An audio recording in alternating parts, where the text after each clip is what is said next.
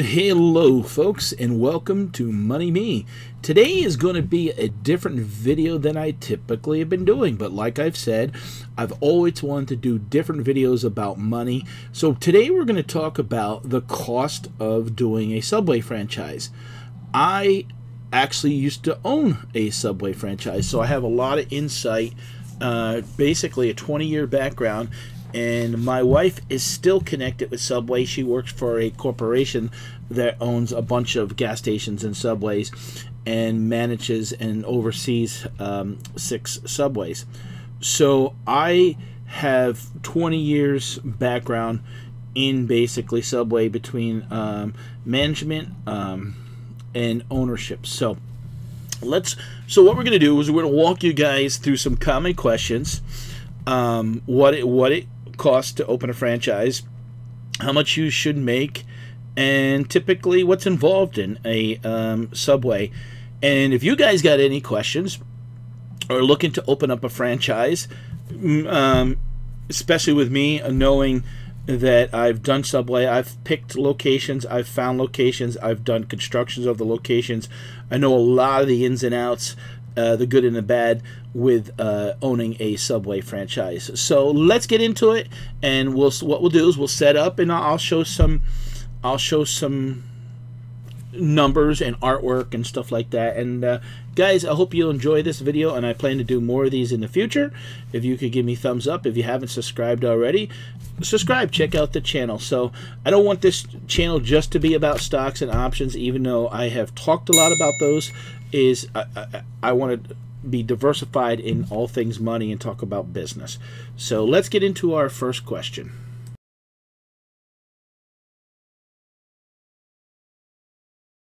Okay, so how much does it cost to open a Subway franchise? And I have notes that I've taken, and I'm going to give you roundabouts. But first thing that you need to do is you need to reach out to the Subway franchise and go to subway.com, and you can find the information as far as contacting them. And then what will happen is they'll put you in touch with a local development agent, and they'll kind of walk you through and talk you like, why do you want to be a Subway owner? But the franchise fee is $15,000 in the United States and Canada. Outside of North America, it ranges between $10,000 and $15,000. So different parts of the world, it's different. So what does the $15,000 get you? Just gives you the right, put your name on it, basically a contract, and you get the owner's manual that you can own a Subway franchise. So that's the first step. So I'm going to follow up what is the true cost, and I'm going to give you guys 2 examples: to buy an existing store or build out an existing store.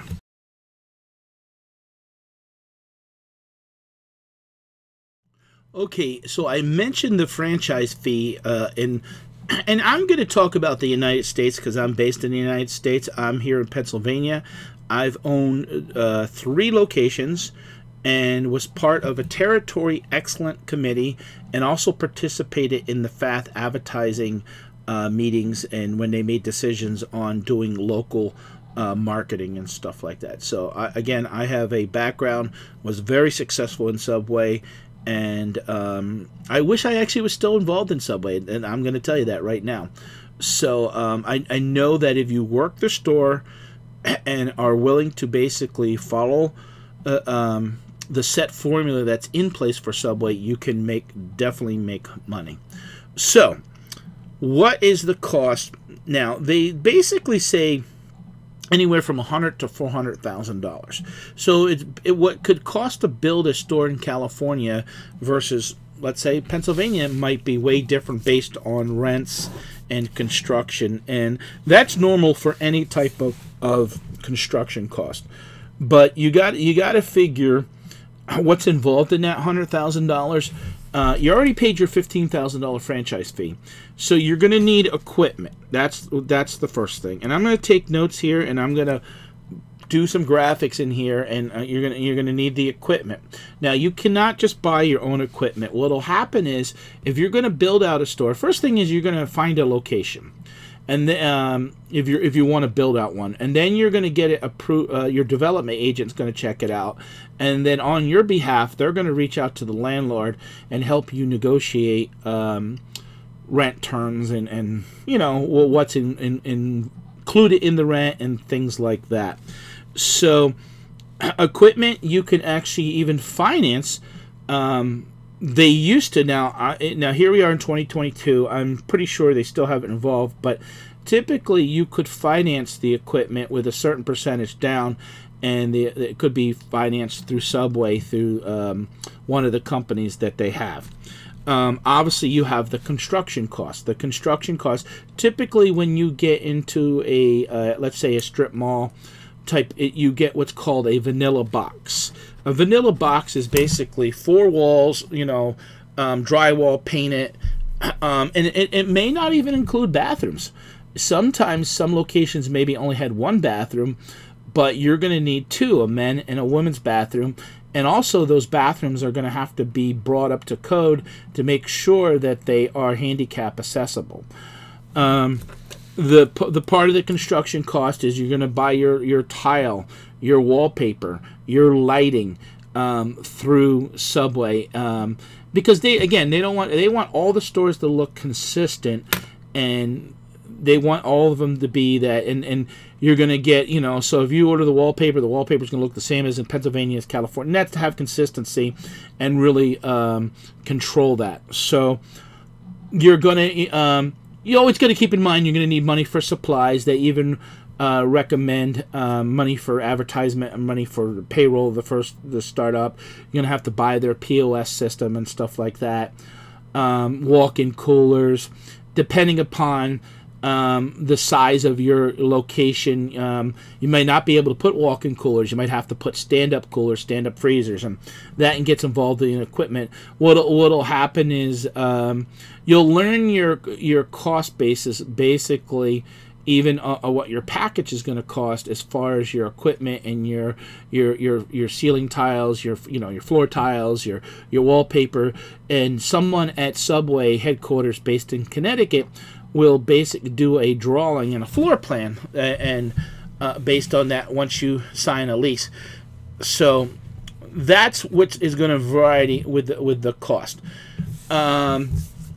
A location that goes into like a gas station, maybe or even back in the day when they used to put them in Walmart, was much less, because the floor was already there on a lot of things, and sometimes they would work with owners. Now they're really trying to make it consistent. There was things that even, and if you know how to negotiate, sometimes you can get the landlord to help you with some of these costs as far as build out of bathrooms and stuff like that. You pretty much can figure you're going to spend roughly $50,000 to $75,000 on equipment, and $15,000 to $20,000 between floor tile, wallpaper, and stuff like that. So there's about $100,000, and then you got the person that's gonna, your contractor that's gonna take care of that. Obviously, if you're a contractor already, or you have someone that you can save money by doing some of those things, but you have to know how to pull permits and stuff like that. So I hope that answers that question. That is not always an easy question, because it all depends what kind of location, how big the location. In other words, if you have a location that's 900 square feet, you're only going to need, at a foot tile, you're only going to need 900 square. But if you have a location that's 2,200 square feet, obviously you're going to need 2,200. You're going to need more tile, which is going to be more labor, more tile, more more wallpaper, things like that, more seating. You could have a small place that maybe only has seating for 15. You could have a place that has seating for 45. Of course, you're going to need more chairs, more tables, things like that, more lights hanging over the tables. So that's where the cost gets to be, where it can vary. So I hope I've answered that question. Again, don't be afraid to reach out to me, and I will gladly, answer any questions that I can help you with. Okay, so the next question is probably what people always want to know right off the bat is how much money am I going to make? And that is always probably the most difficult question because there's no guarantees and it can vary from place to place. How are you going to work the store? Are you going to hire a manager? A lot will depend on how much are you going to participate in the store. So we're going to get into the expenses, and that'll be the next subject. Okay, the expenses, and obviously this is going to reflect on how much an owner can make. Now, we talked about the $15,000 as the franchise fee, but you got to keep in mind there's also another fee called royalties and advertising fees, which are 12.5%. And let me make sure this is current. The information that I have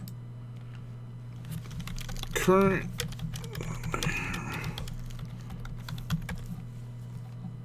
Yes. So I just wanted to double check that. It is 12.5%. So basically it's 8%. That's the fee that off the top of the gross sales will go to Subway to use their name and be a franchisee. And 4.5% is for advertising. So that 4.5% in advertising goes to cover the national, when you see a commercial, when you see billboards in your area, when you see the coupons that come out in your that's what covers that. So 8%, right? And 12, now that 12. So for example, and I'm going to put it up here. So, and I'm going to do some graphics here. So if you do $10,000 a week, you can expect to pay $800 to Subway and $450 to the advertising FAT they call. And so right off the bat there, you're talking $1,250 right off the top. That is before you pay for food, you pay your electric, you pay your water, you pay your employees. And the way that it's done, you have to do weekly reports, and everything's computerized. They will take it off basically every week. It typically, the week ends, I think it still ends on a Tuesday. So it goes like Wednesday, Thursday, Friday, Saturday, Sunday, Monday, Tuesday. Yeah, so Monday through Tuesday, and then usually in 2 or 3 days after that, they withdraw the money out of your bank account. So they give permission. You give them permission to do that. Now, it's very important. Let's say, for example, you got a couple weeks that you do $10,000, and you got a week you only do $7,000. If you don't get your reports uploaded, they're going to take the average and they're going to take it out. So you want to make sure that you're entering your information and it's all in there. Because what happens is they know your sales because they could tell by the POS. But what happens is to have the report accurate, you have to enter in your inventory. And this way you can really get a snapshot of what your profitability is for the location for the week. So if you think you're not going to do your paperwork, then they're going to take more. They're going to take an average out. So you got to stay on top of your paperwork. And you really want to know your numbers. You don't want to wait 2 months. You want to know your numbers on a weekly basis. And Subway themselves, they have a lot of responsibilities. I don't know how many employees they have up at headquarters right now because obviously with COVID and the shutdown and things, I mean, back in the day, it was nothing to have 600 employees. I have been there. I've been up to headquarters, so I know the place, and all right, so let's get into that. Was what the Subway is going to take. Okay, now let's get into your expenses, because the royalties are going to be there no matter what, whether you do 1,000, 2,000, 3,000, 4,000, 10, whatever it is. They're going to take 12.5% off the top. You always got to keep that in mind, whether you make money or not. That's what they're taking.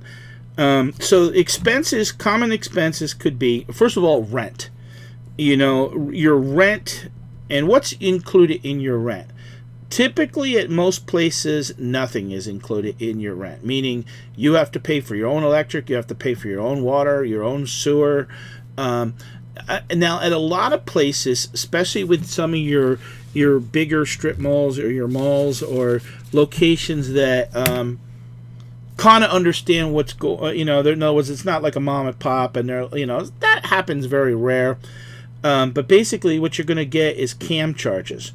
Rent plus CAM. So CAM basically is common area maintenance. So basically what happens is in that common area maintenance charge, they take the total of tenants and divide it based on your square footage. So if you have a bigger unit, for example, 2,000 square feet versus someone with 1,000 square feet, you're going to pay more than the person of 1,000 because you're supposed to be doing better, using more of their services. So in those CAM charges, believe it or not, is the property tax, insurance on the building, snow plowing, parking lot repair. Parking lot repair could be to fill a pothole, repave the parking lot, paint the yellow lines, anything that's done on that property.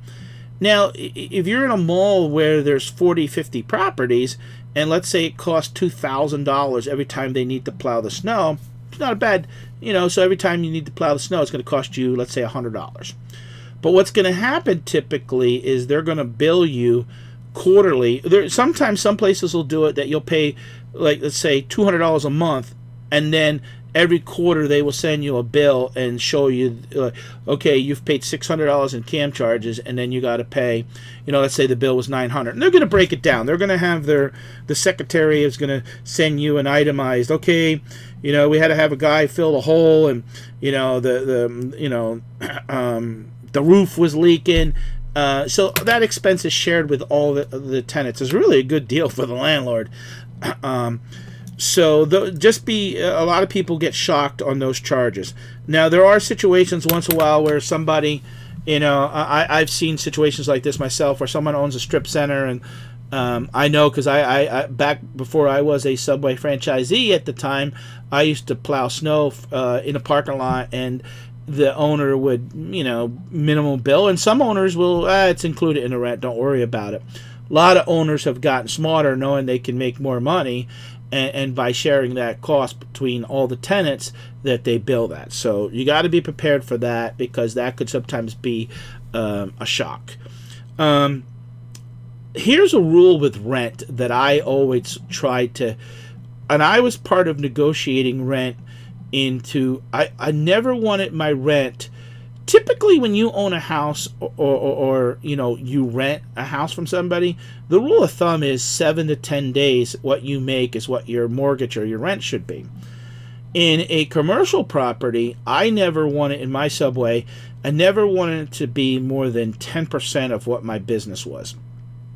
So if I was doing $8,000 a week at Subway, that was $32,000 a month. I never wanted it to be more than $3,200, including CAM charges and the rent together.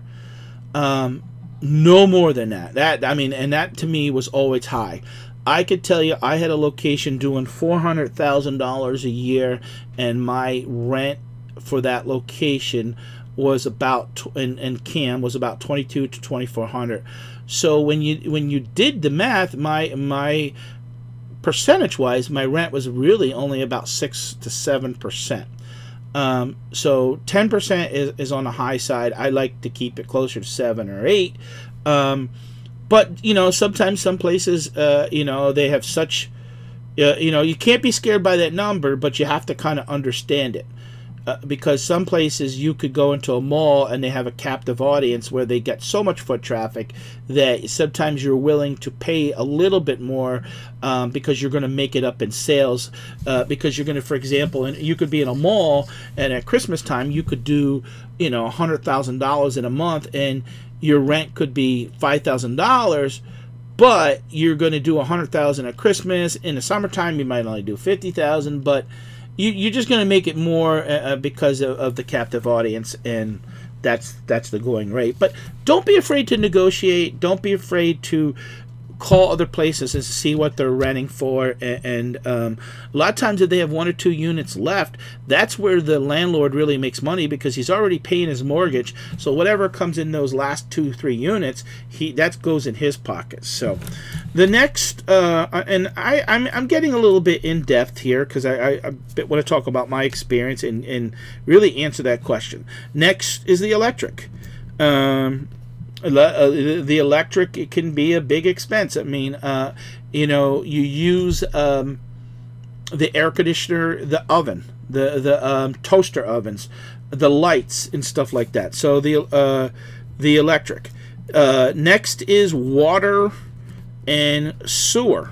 Now, if you live in a rural area, sometimes you may not have a water bill. Actually, the landlord may bill you because he might have control of that, and but that's something to keep in mind. Water and sewer.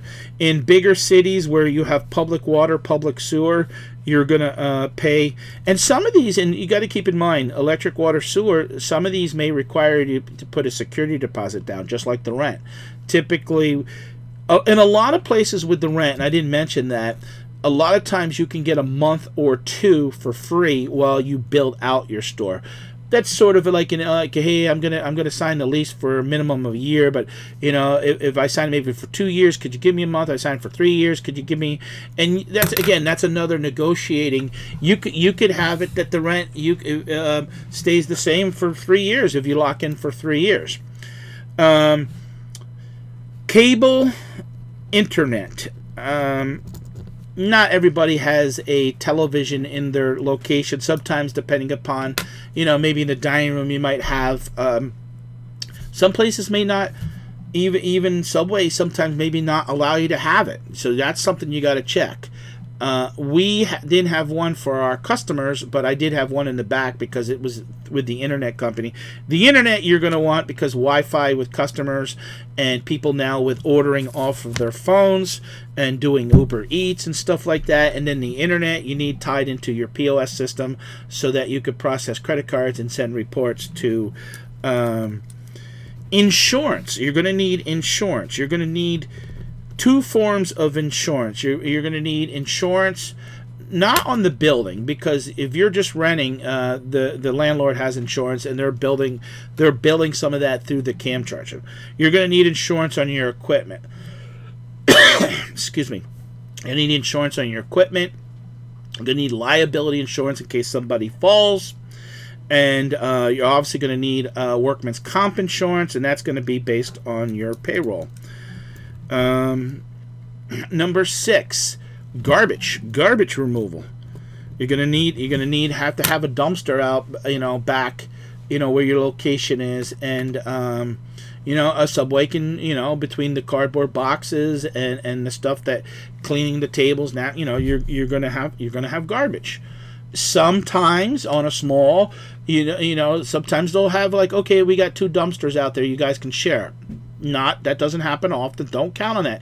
I bring that up because these are things to think about and look into whenever you check into a location, because again, you know, maybe your water and sewers, maybe the landlord takes care of that. Maybe the garbage, there's a universal I had a location where I shared a dumpster with a real estate office and we split the cost.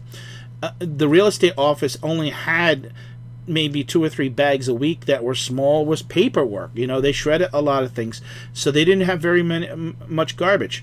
I saved money by doing that. Advertising. Now you're gonna say, Pat, why are you mentioning advertisement? Because I thought I already was paying 4.5%. You got to advertise locally. I used to, anywhere from 1 to 3% of what I did, I spent locally advertising, going into the schools, just basically supporting the local sports, supporting the scouts, doing a lot of things to personalize your Subway location, you know, to stand out. Uniforms. I mean, uniforms for employees are going to cost money. That's something that is that a big cost? No. Supplies is always going to be a natural cost. I think the things that I talked about, your rent, your electric, your water, your internet, your insurance, your garbage. Those first 6 things are sort of more like fixed cost. Your electric, if your electric going to be like $800 to $1,000 a month, it'll pretty much average that. You'll know. So that I'm going to cover in your fixed cost. In the next subject, we're going to talk about, and this is where we get to a point of how much does an owner make. We're going to talk, you also did, if you're paying a loan, that's a fixed cost. If you're paying on your equipment loan, you got to factor that in. So in the next basically chapter, I'm going to talk about your supplies and what to expect. Okay, the next chapter we're going to talk about basically, and this is one of the major factors in your expense of this business, owning a Subway franchise, is your food cost. Now, when I talk about your food cost, I'm going to talk about your supply cost. You know, what do you mean my food cost? Well, basically, what you want to, anybody that gets into a Subway franchise, you want to understand, you got to understand the numbers. You know, too many people get into this and don't even know what food cost even means, or how much a sandwich even costs. Your food is going to come from an approved vendor, and that is, you don't go to Walmart, you don't go to Sam's Club and just grab your own food. There's no consistency in that. You're going to basically, locally, like say a Cisco, U.S. Food Service is a big company. In our area, there's Reinhart Foods. So Cisco is a big national company, so is U.S. Food Service. Reinhart's even big. But you basically, what's going to happen is you're going to go and you're going to order your supplies through them. You're also going to get a price recommendation on how much you should sell the sandwiches, and based on that recommendation, they're gonna know, okay, you know, if it costs you $2 to sell a sub, and say, okay, you're gonna sell a sub for $6. So even your supplies, when I say outside of food, your supplies could be your bags, your napkins, things that basically are something that you don't eat, but basically are supplies that you need. In your food, you're gonna need to, soda, chips. Subway, as far as is easy as far as what their menu is, because pretty much it's subs, sandwiches, hoagies, whatever you want to call them. But for Subway, we call them subs. Salads. They have wraps. They have bagged snacks such as potato chips, Doritos, and typically soda and bottles of water. Soda can come in bottle form and also tap. Tap is typically, because you're supplying your own water and you're making it yourself, is the most profitable thing. But sometimes some people don't want to fumble with a cup, but your food cost, or your cost on bottles, could be 10 or 15% higher, but you're still making money. And then really for snacks, they pretty much have cookies. Now, there may be some Subways, what I'm talking about is United States. There may be some Subways that in certain areas, because they've been approved to have they're kind of co-branding something with it. And maybe they sell ice cream or something like that, and that was the local development agent allowed that. I'm not talking about that example, just talking about Subway. So typically your food cost, you want to be in a 28 to 32% range. So again, something, simple math, if you're selling something for $10, you don't want that cost to be more than $3.20 per unit.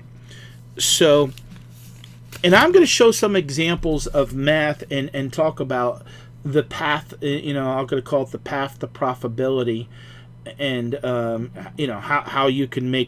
basically you can make money, and once you hit that break even, how much more it can be. And I can tell you, like, again, I've been doing this. I was in my Subway franchise, I was in the top 10 out of 140 locations in 10 counties. So we were very successful in the Subway franchise that we owned. And this is going back years ago when prices more than 12, 15 years ago when the prices were less. Now again, my wife is involved, so I know what the prices are now, and I still have a connection with the franchise and fully understand a lot what's going on. So that's the food cost, and I will show some graphics and again the path to profitability based on that.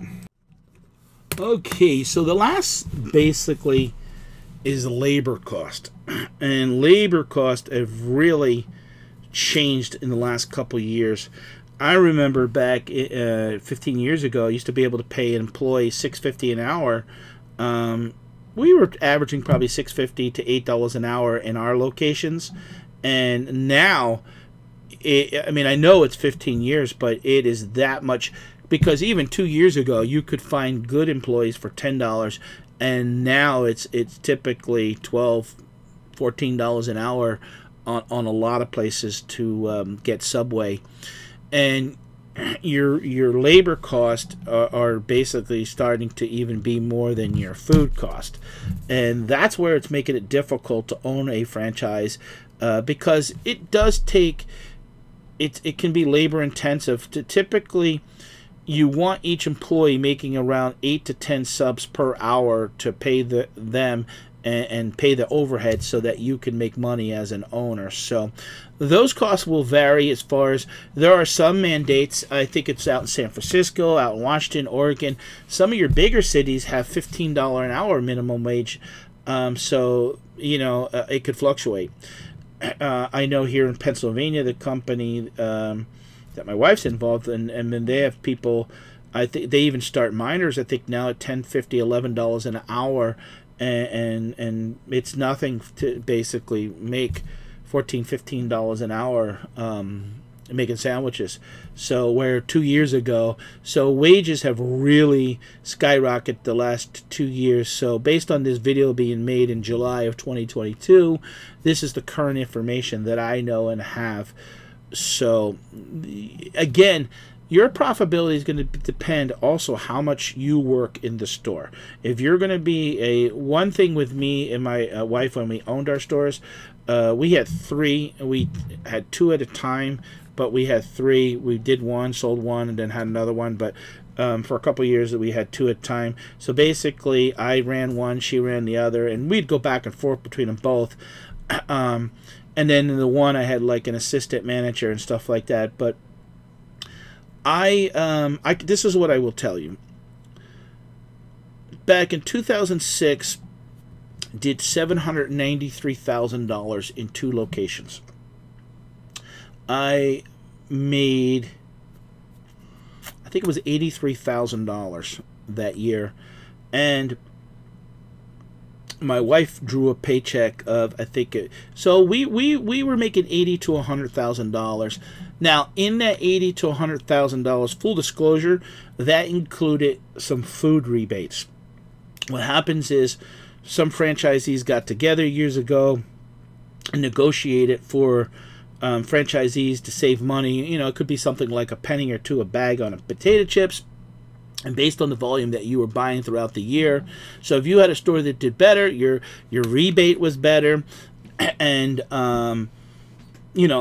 so if I had a store that did $400,000 and I spent $125,000 on food, I got more of a rebate. It wasn't just, well, everybody gets $1,000, because that sort of wouldn't have been fair. The better that you did, the more money that you spent buying food, and you got a bigger rebate. And they were nice, because when I'm here in Pennsylvania, we used to get them in December, so they were nice little Christmas or end the year to kind of carry us through the winter. And we would do things for our employees at Christmas time, so we used some of that money to do that. So I hope this answers a lot of questions. I am going to do some graphics with some scenarios, basically breaking down and kind of giving you guys some rough math, and showing you some examples of a store doing $4,000 a week, maybe doing $8,000 and $10,000, and show you what the profitability is in the difference of those 3 examples.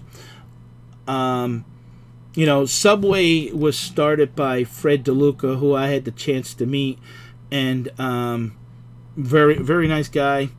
And but you got to do your homework. It was started back, I think it was in the 70s. Him and Peter Buck, they become yeah, it was 17 years old actually in 1965, and they started the first sandwich shop with $1,000, but they have the largest. They have the largest. Sadly, Fred passed away in 2015 from leukemia. But footprint-wise in the world, they have the largest. They are the largest restaurant franchise in the world. Let's Subway sales-wise per year, and the things I'm going to. It's been difficult because. Because of honestly, because of COVID and things like that shut down. So,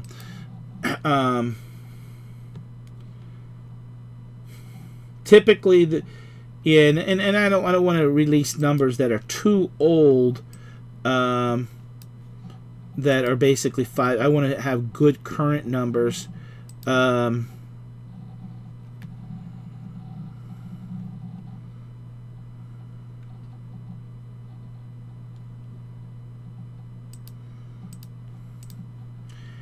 Yeah, so basically in 2020, the latest number that I have is a little over $8.5 billion, with a peak in 2015. They had done about 11.5 billion. So, but 2020, and that's where I hate actually throwing that number out there, because a lot of stores had to shut down because of COVID. So Subway sales for 2021.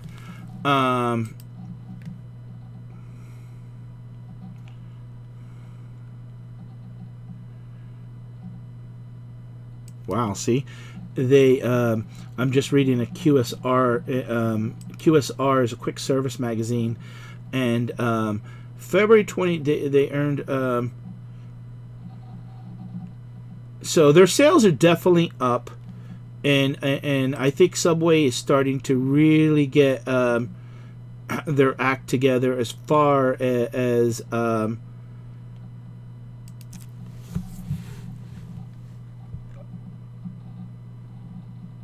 they've closed some poor locations down, and they're definitely doing more because they're open. But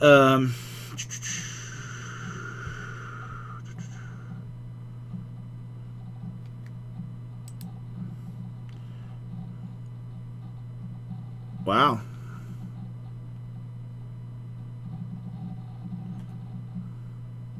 Yeah, September just. Yeah, they had beat. Yeah, and their sales are the strongest in 8 years, and they beat system-wide by like $1 billion.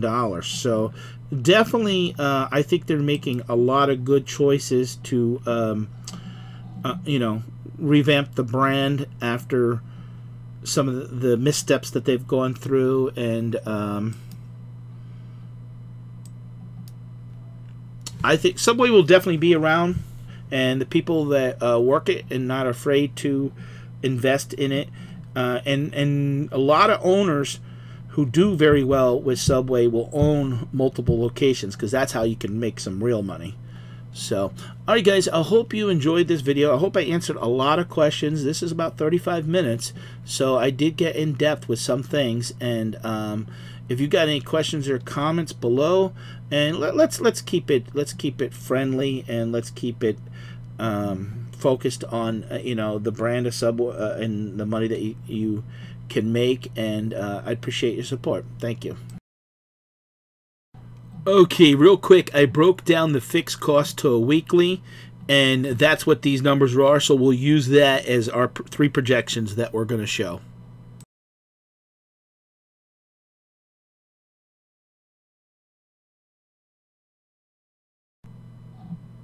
Okay, our first projection here basically is showing $4,000 a week gross sales, and as you can see, the expenses are broken down.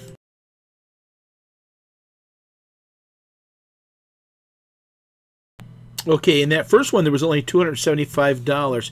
See, now by doubling your sales, look at the potential profit. That's $13.75. Now, it shows your fixed costs, your royalties, and your food cost and your labor cost. On our last example of $10,000, see how by basically having better controls in place and controlling your food cost and your employees being more productive, your labor cost, you have a potential profit of $23.25 a week. Okay, folks, this actually took longer than I thought. It was about 40 minutes just to record this, and I have spent about 2 hours editing this, going through it, doing the graphics and stuff. And one of the things I wanted to touch on was the 4,000, 8,000, and 10,000 example. Basically, it shows you at $4,000, you're pretty much just breaking even. And you probably, depending upon the location that you're at, you might even lose money in certain areas. So you really want to have, honestly, be closer to a 6,000. But I break it down 4,000, 8,000, and 10,000.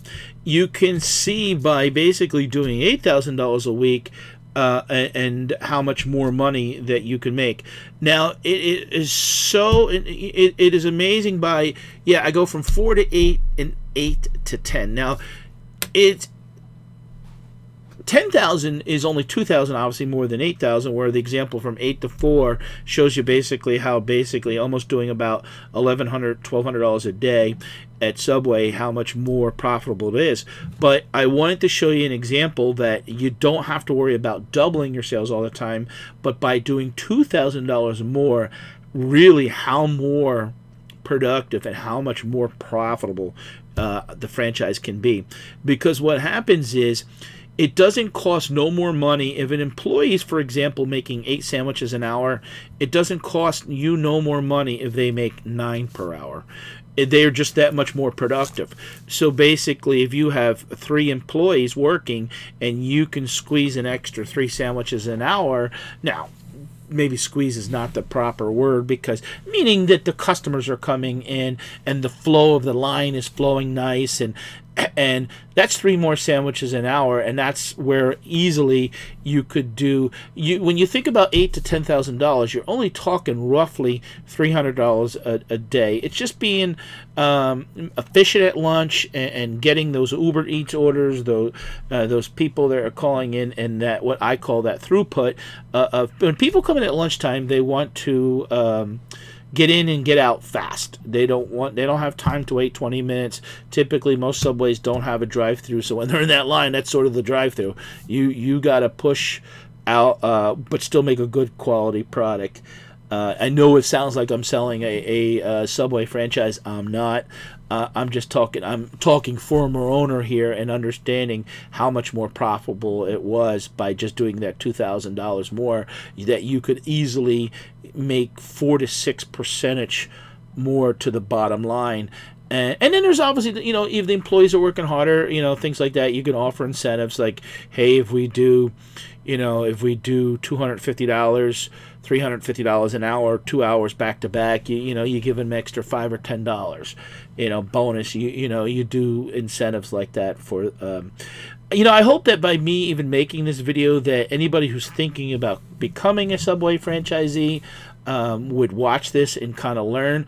I actually wish that in a lot of ways, I had health issues a couple years ago, and I work primarily out of my house now, and I wish actually I could sometimes be on the road and teach what I know about Subway to owners and managers, and just push this through, because I think Subway is a great franchise that can be profitable without doing huge numbers. In a McDonald's, you need to do $1.5 million before you really make any money. Yeah, they make a lot more money, and I'm going to do videos on that, talking about that in the future too. But another thing I want to address real quick, and as I was going through, I forgot to address what does it cost to own a Subway. And I addressed what it would cost basically construction-wise, but I never addressed what it would cost to buy one from an existing owner. And that is probably the most difficult answer to because, again, what a Subway in California doing 500,000 versus a Subway in Pennsylvania doing 500,000 is totally different, because the expenses, you could have a $500,000 Subway in Pennsylvania netting an owner $60,000, and yet in California it's only netting an owner $40,000.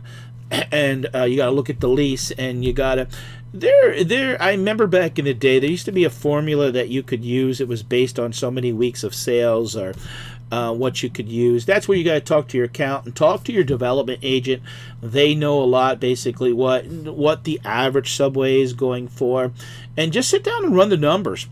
If you're making $75,000 a year from a Subway, in a sense, that's what the paperwork says. How much are you willing to pay? What is a good accountant will tell you? Say, for example, let's say you're making $75,000. Maybe you shouldn't pay more than 3 times earnings. So $75,000, that Subway would maybe be worth $225,000, for example. Another thing you got to keep in mind is, when is a remodel due?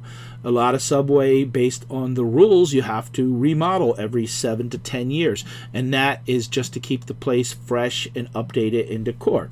If your location is doing well, don't be deterred by that. You know how many times I see a Burger King or a McDonald's bulldoze down a $1 million restaurant to build a new one, because they have confidence. They know in the next 10 or 20 years they're going to make more than that back and become more efficient. So don't be deterred by that. Subway is a great franchise. I hope I helped anybody that watched this video, and what you can make as an owner. I gave you some scenarios. The more you work the store as an owner operator, the more you make. If you own 5 Subways, can you work all 5? Of course not.